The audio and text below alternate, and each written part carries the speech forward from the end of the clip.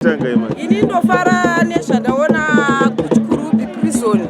Ndafara zvese zvandaona ndangonakirwa. Vasungwa ma-ZPS zvese ndangonakirwa, zvese ndezviripo ndangonakirwa indogara mabhowa. Right, zvanyanya kufadza ndizvo. Zvese sadza, mabhiyazi, vatambi vebhora, zvese zvingoripo. Kozi kudzidziswa vasungwa nezvavari kusona. Zviri right. Zvamafarira ndizvo. Ndafarira zvekusona. Vari kutogona. Right. Are you ready? Yeah. Are you ready? Are you ready? Are you ready? So, jump, Maoko.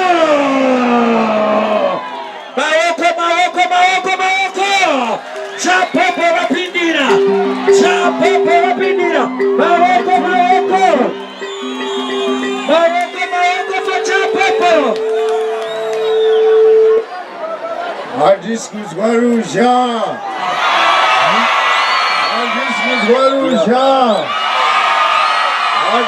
Guarujá. Ayo atinotinda. Ndakatanga kuita kubva 1980. Zvino nhasi ndakuti aiwa. Regai ndimbosvika ipo panapa. Ndakazwa kuti kune gonzvatunzva ndaradada ziri kuita umbimbi ndoga. Ndiri kuti aiwa pasi nemadrugs, pasi nemutoriro. Handishudzwa ruzha, pasi nemhandu. Aiwa tinotenda. Nhasi ndangoti regai ndimbosvika ndabva kudenga nhasi. Munozai dziri makomredi. Dzimwe nguva inobva yanodyiwa ikoko wotoshaya zvokuita. Zimbabwe is our sovereignty. What are you waiting for?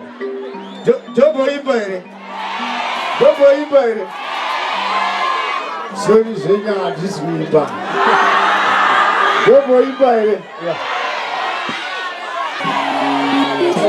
The champion.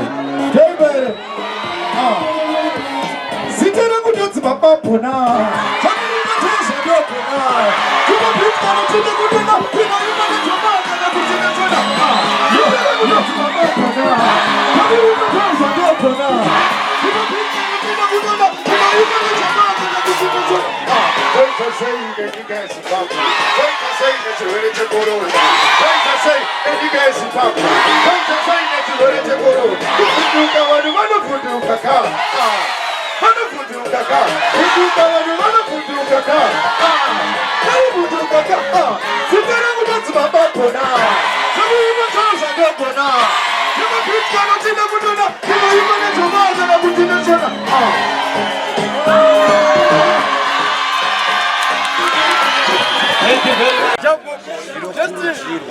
Give us some Chinoshikuruchira kuti vakomana vakatanga kuita gwamna natinao comrade Rockford Gold havada kuchitanga nhasi kudhara arajika